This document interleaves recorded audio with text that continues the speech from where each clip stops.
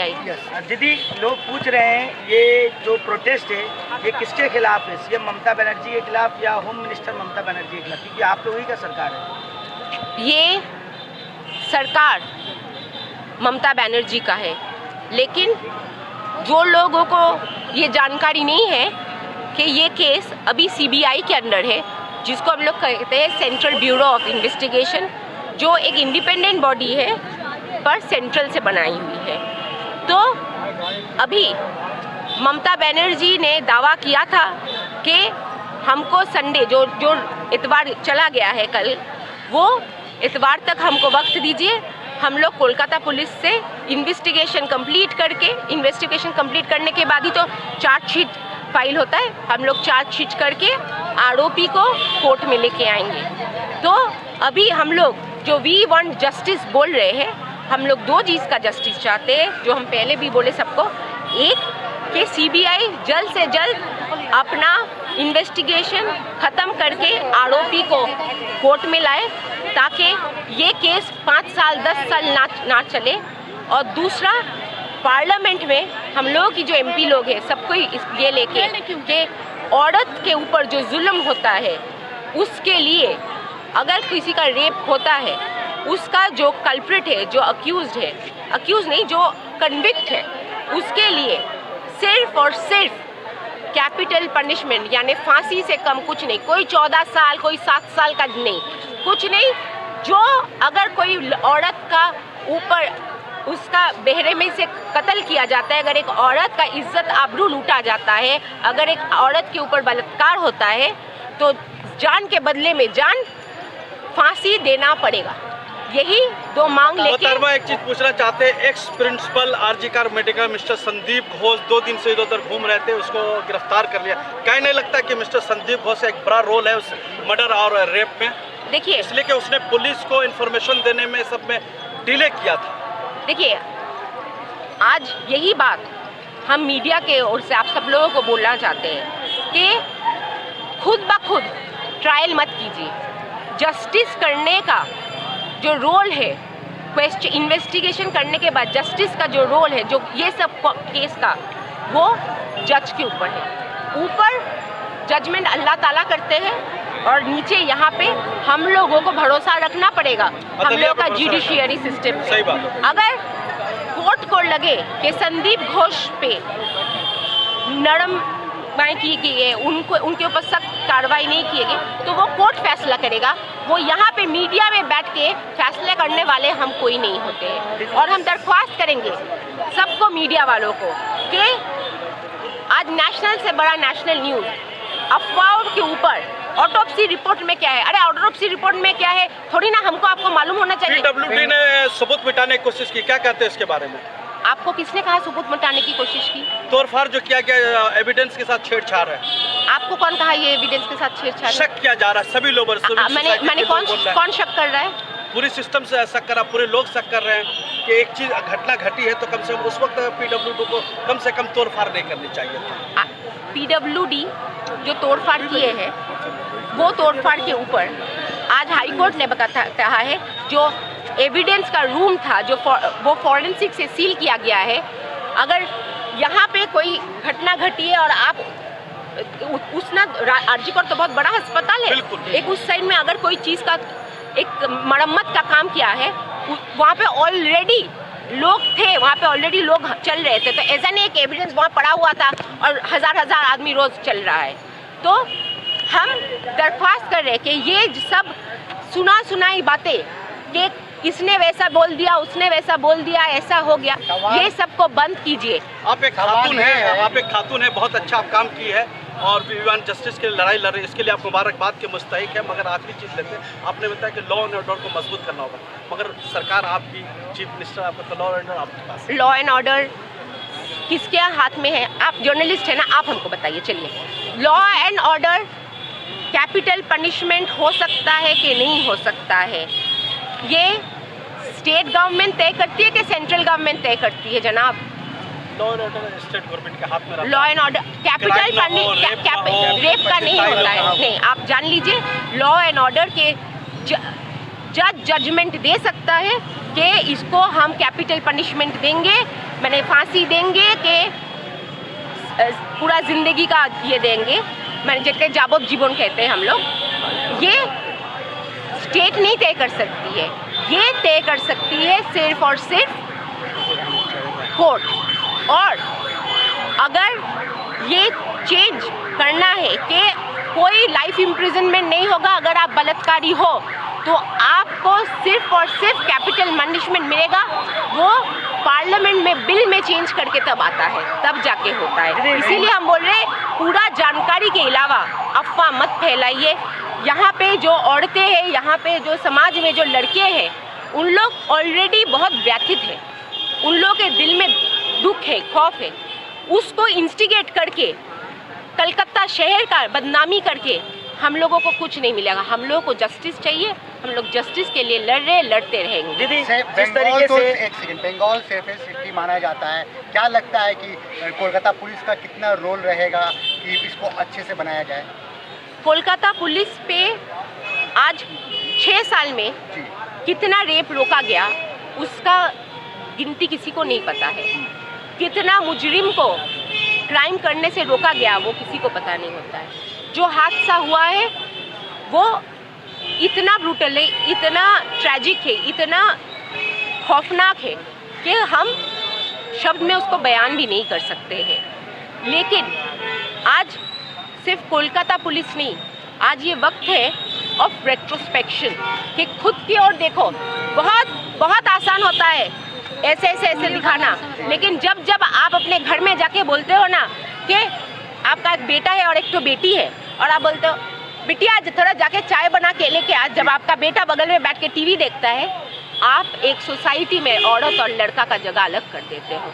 जब एक लड़के के लिए आप इन्वेस्टमेंट करने का सोचते हो और लड़की के लिए सोचते हो इसको तो शादी दिलाएंगे, इसके लिए कोई हम ज्वेलरी खरीदे, तब आप इस समाज में एक लड़का और लड़की में भेद करके लड़का को सुपीरियरिटी का एक कॉम्प्लेक्स सिखाते हो।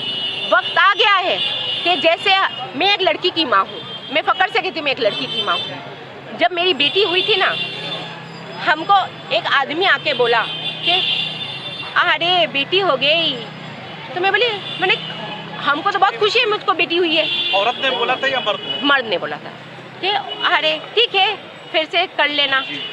जब ऐसा बात जो एजुकेटेड है उन लोग बोलते हैं, तब आपको समझना चाहिए कि अब जैसे औरत की बाप को, एक लड़की के बाप को कहते हैं ना, अरे तुम्हारे ऊपर तो बहुत जिम्मेदारी है एक बेटी का बाप हो, वैसे ही एक बेटा पैदा होने से ना एक बेटा का बाप को भी बोलना चाहिए, अरे बाप रे बाप तुम्हारे ऊपर तो बहुत बड़ा जिम्मेदारी है, इसको ना इंसान बनाना, सही बात, हैवान मत बना देना। बहुत अच्छी बात। ये चीज़ जब तक हर परिवार का, हर बच्चा का, हर छोटा बेटा का माँ बाप नहीं समझेंगे, तब तक ये चीज़ खत्म नहीं दीदी होगा। एक सवाल दीदी, चलिए शुक्रिया। पूरे इंडिया में नंबर 1 जो देखा जाता है रेप में Rajasthan 1 number, 2 number Uttar Pradesh, 3 number Madhya Pradesh. इन सब जगहों पर रेप कहीं भी होता है गलत है, इन सब जगहों पर नेशनल वुमेन कमीशन नहीं जाती है, लेकिन बंगाल पर कुछ भी मामला होता है उसको जिस तरीके से मीडिया में प्रोजेक्ट किया जाता है, क्या लगता है? बहुत ये बहुत अफसोस की चीज़ है, लेकिन हमको लगता है with great power comes great responsibility. पूरा देश बंगाल की ओर देखता है कि एक शहर में अनुशासन के लिए दोनों को, सरकार और समाज दोनों को साथ में रहना पड़ता है। तो हमको लगता है कि पूरा भारतवर्ष बंगाल की ओर देखती है कि कैसे अनुशासन एक समाज में रखना होता है। तो वो शहर में जब होता है तो उसका चर्चा ज़्यादा होता है। और एक तो शर्मनाक चीज़ है कि ये एक घिनौना जो वाक़यात हुआ है, उसके बाद इसको लेके जो लोग पॉलिटिक्स कर रहे हैं कि रोज़ जो पॉलिटिक्स का शुरू हो गया कि बीजेपी, कल सीपीएम, कल ये कल वो। हम नहीं मानते कि आरजी कौर में कोई भी डॉक्टर जो प्रोटेस्ट कर रहा था बैठ के, वो जाके अपना हॉस्पिटल तोड़ दिया, लेकिन किसी को तो उसकाया गया ना, जाके उसके अंदर घुसाया गया, घुसा के झमेला करो और झमेला करो, क्योंकि शांति से जो बंगाल बढ़ रहा है वो किसी को बढ़ने को मन नहीं। पर ये शर्मनाक है, क्योंकि इंसान को इंसानियत नहीं भूलना चाहिए। आप पहले इंसान हो, उसके बाद आप हिंदू हो मुस्लिम हो, उसके बाद आप औरत हो मर्द हो, उसके बाद आप बीजेपी हो तृणमूल कांग्रेस। Thank you. ये जो मामला पेश आया है मगरबी बंगाल में, ख़ास तौर पर बंगाल की बेटी के साथ जिस तरीके से जो दुष्कर्म किया गया और मौत की घात उतार दी गई, इसको लेकर कितना शर्मसार है पूरा समाज, और ख़ास तौर पर क्या कहना चाहेंगे लोगों से? देखिए, सबसे बड़ी बात है जो ये हादसा हुआ है ये उस शहर में हुआ है जहाँ सोच से बाहर मामला है। हम तो यहाँ पर जो बच्चियाँ रात में निकलती हैं, हम लोग कहते हैं कि 50 लाख के जेवर पहन के निकलो, तुम्हें कोई कुछ बोलने वाला नहीं। और उसी शहर में आरजी कार हॉस्पिटल में एक घिनौना वाक़या हुआ है जो वहाँ की सिक्योरिटी फेलियर है, इसको एक्सेप्ट करने में कोई दो राय नहीं है। ये बहुत शर्मनाक बात है और इसके ख़िलाफ़ जो भी इसमें मुजरिम है, इस मुजरिम को पकड़ करके सज़ा मिलना चाहिए, फांसी होना चाहिए। इसके लिए बंगाल का हर आदमी इस चीज़ को चाहता है, चाहे वो मगरबी बंगाल की सीएम है श्रीमती ममता बनर्जी, वो भी चाहती हैं। वो कोलकाता पुलिस को अल्टीमेटम दी कि संडे तक अगर नहीं होगा तो ये मामला सीबीआई तक जाएगा। और उनकी वो खुद एक औरत ज़ात हैं, वो खुद चाहती हैं कि किसी तरह से जितना जल्द हो वो मुजरिम जो आरोपी अभी जिसको पकड़ा गया है, उसके पीछे अगर 100 लोग भी हैं तो सबको ला करके कटघरे में खड़ा करके एक साथ सबको फांसी देने का पूरे मगरबी बंगाल के अवाम इस बात की मांग करते हैं। एक सवाल, आप लोग तो सवाल पूछते ही रहते हैं हम लोगों से, लेकिन आज जो एक मीडिया भौकाल बनाई है पूरे बंगाल में, या जो बीजेपी वाले बनाए हैं, मैं उस बारे में कुछ खुद ब खुद कहना चाहता हूँ। मैं ये आप लोगों को बताना चाहता हूँ कि हर आदमी अचंभित है। वो सोच रहा है कि रूलिंग पार्टी रोड पर उतरकर प्रोटेस्ट क्यों कर रही है। ये सवाल है आप लोगों का, आप लोग यही पूछ भी रहे हो और आप लोग यही सबके सामने रख भी रहे हो कि रूलिंग पार्टी है, और बीजेपी का भी यही भाषा है कि रूलिंग पार्टी है। लेकिन आप एक बात जान लीजिए, हम लोग जो आज कर रहे हैं प्रोटेस्ट उतर करके, ममता बनर्जी सीएम जरूर है, लेकिन ममता बनर्जी के सीने में दिल है। ममता बनर्जी के सीने में भाजपाइयों की तरह पत्थर का ढेला नहीं रखा गया है उनके शरीर के अंदर। भाजपाइयों के सीने में पत्थर का ढेला है, उनके सीने में दिल नहीं है।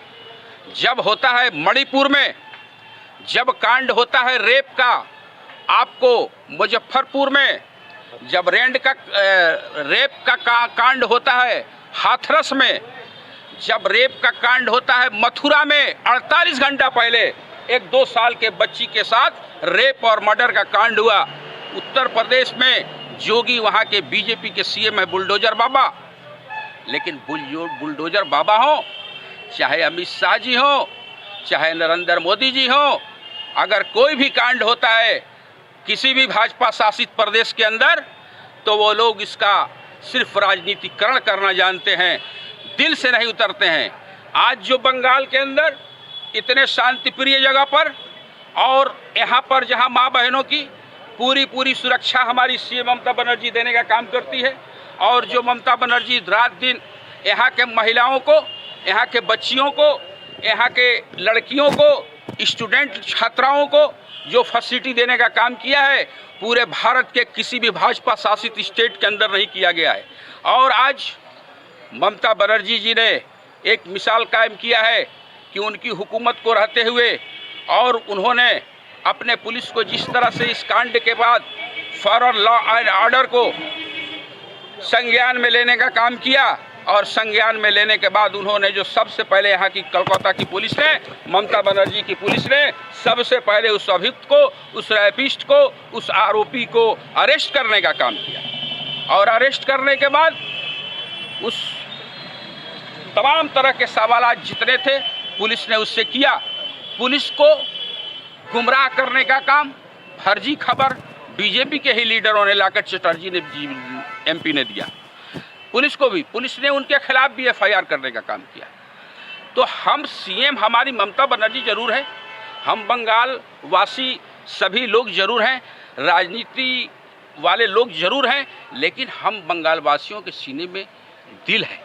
हम लोगों को दर्द होता है, हमारी सीएम को ये पीड़ा मालूम है। एक लेडीज, एक औरत है हमारी सीएम, उसको मालूम है कि जो आरजी कल के अंदर घटना एक महिला डॉक्टर के साथ, एक छात्रा डॉक्टर के साथ हुआ, उसकी पीड़ा ममता बनर्जी महिला से ज़्यादा कोई नहीं समझ सकता। बार बार जिस तरीके से जो अपोजिशन कोशिश कर रही है दिखाने की, और जो बोल रही है बार बार कि सीएम ममता बनर्जी सरकार जो है आरोपियों को बचा रही है, इस पर क्या कहना चाहेंगे? देखिए, बचाने का तो रिकॉर्ड कायम किए हैं जो लोग ये कह रहे हैं।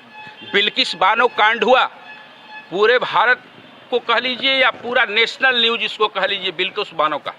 और बिल्किस बानो कांड जो हुआ पूरे भारत देश के अंदर, इससे बड़ा घिनौना कोई कांड हो ही नहीं सकता कि लॉ एंड ऑर्डर कोर्ट ने जिसको 14 साल तक हिरासत में रखने का हुक्म दे दिया हो, उसके बाद भी बीजेपी की हुकूमत आने के बाद बिल्किस बानो के आरोपियों को, अभियुक्तों को बाहर लाने का काम किया गया, उनको माला पहनाने का काम किया गया और उनको दिखाया गया पूरे समाज को कि देखो घिनौना काम करने वाले को भाजपा से ज़्यादा कोई सम्मान देने वाला पार्टी इस धरती पर पैदा नहीं हुआ। बाबू बजरंगी जैसे लोगों को छोड़ा गया गुजरात में, ये भाजपा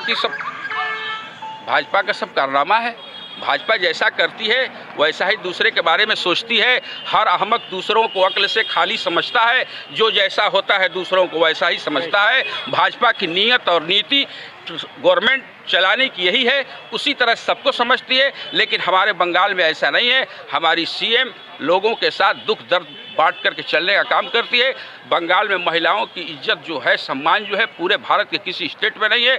हमारे यहाँ महिलाओं को, दीदी छात्राओं को कन्याश्री से लेके रूपाश्री से लेकर के और जनधन योजना हर महीने का सब कुछ देखने का काम हमारी दीदी करती है और दीदी के लिए इसके लिए बहुत बहुत मुबारकबाद। आखिरी सवाल, संदेश खाली इशू को जिस तरीके से तूल दिया गया था, क्या लगता है इस मामले को भी उसी तरीके से तूल दिया गया है? लोकसभा से पहले दिया गया था और अभी जो है जिस तरीके से बांग्लादेश में जो अनरेस्ट हुआ है, तख्ता पलट हुई है, उस तरीके का क्या है? एक तरीके से साजिश रची जा रही थी बंगाल को सरकार को भी लेकर। देखिए, षड्यंत्रकारी जो लोग हैं उनका काम है षड्यंत्र करना। अगर उनके भाजपा शासित राज्य में कोई भी अगर कर्मकांड होता है, डेली होता है, हर 24 घंटे में 1-2 कांड होता है भाजपा शासित राज्यों में हिंदुस्तान के, लेकिन उसका कोई नामो निशान नहीं है। जहां अमन शांति है, जहां पर लोग बहुत ही अमन शांति के साथ चैन की सांस ले रहे हैं, तरक्की के रास्ते पर चल रहे हैं, एजुकेशन जहाँ का अच्छा है, जहाँ की महिलाओं को सुरक्षा दिया गया है, ये सब उनको हजम नहीं हो रही है। जैसे कि दिल्ली के अंदर केजरीवाल की सरकार का एक उपलब्धि पर सरकार चल रही थी और टिकी हुई है, जिसका नाम है शिक्षा। और शिक्षा में दिल्ली जैसा कोई भी प्रदेश डेवलप नहीं किया, तो उसके भी पीछे ये लोग पड़े। वहाँ पर भी उन लोगों का जीना मुहाल किया ताकि शिक्षा का निज़ाम दरहम और बरहम किया जाए। उसी तरह से जहाँ भी अच्छा काम होता है, बीजेपी का यही काम है षड्यंत्र करना, षड्यंत्र रचना, लोगों को बदनाम करना, खरीद फरोख्त विधायकों का करना।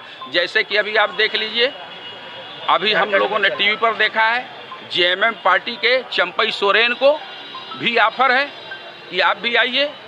आज ही हमने देखा हेमंत सोरेन जी को टीवी पर बोलते हुए कि बीजेपी कुछ पार्टियां हैं जो कि पैसे के बल पर राजनीति करना चाहती है। पैसा उनके पास बहुत है, उनके दोस्त अंबानी, अडानी जैसे लोग हैं, तो वो लोग कुछ भी कर सकते हैं, संभव है।